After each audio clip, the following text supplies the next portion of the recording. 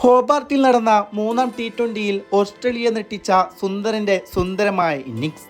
ഇതിനു മുമ്പും ഓസീസിനെ സുന്ദരൻ ഞെട്ടിച്ചിട്ടുണ്ട്.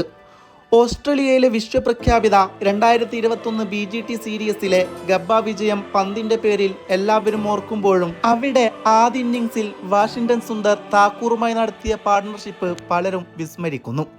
അന്ന് പ്രമുഖ ബൗളറായ നാദ ലിയോണിനെതിരെ നോ ലോക്ക് ഷോട്ടിലൂടെ സിക്സർ അടിച്ചുകൊണ്ട് തൻ്റെ ഹാൻഡി ബാറ്റിംഗ് സ്കിൽ ലോക ക്രിക്കറ്റിലേക്ക് തുറന്നു കാട്ടിയതാണ്.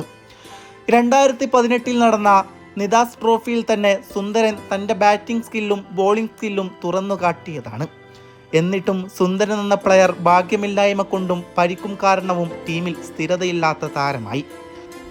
സുന്ദർ T20 ക്രിക്കറ്റിൽ പവർ പ്ലേയിൽ ഏറ്റവും അധികം എക്കണോമിക് കൂടി ഓവർ എറിഞ്ഞ ഒരു സ്പിന്നർ എന്ന റെക്കോർഡുള്ള ആൾ കൂടിയാണ്.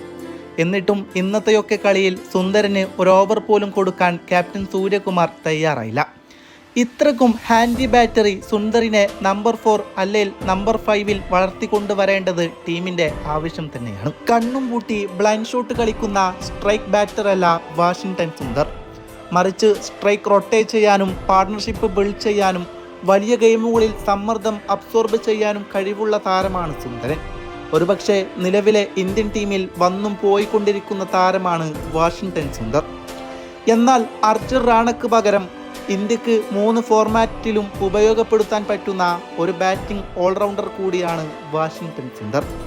ലെഫ്റ്റ് ഹാൻഡ് ആൻറ്റി ബാറ്റർ, അതുകൂടാതെ നന്നായി ബിഗ് സ്ട്രൈക്ക് കളിക്കുന്ന പ്ലെയർ എന്ന മുൻഗണന നൽകി അക്സർ പട്ടേലിന് മുമ്പേ വാഷിംഗ്ടൺ സുന്ദർ ബാറ്റിങ്ങിന് പ്രൊമോട്ട് ചെയ്യാവുന്നതാണ്. ടീമിന് ജയത്തേക്കാൾ പ്രധാനം പലരെയും ഫേവറേറ്റ് ആക്കി തിരികെ കയറ്റാനായതുകൊണ്ട് ഈ പറയുന്നതിലൊന്നും കാര്യമില്ല എന്നറിയാം. എന്നിരുന്നാലും പറഞ്ഞേ ഉള്ളൂ.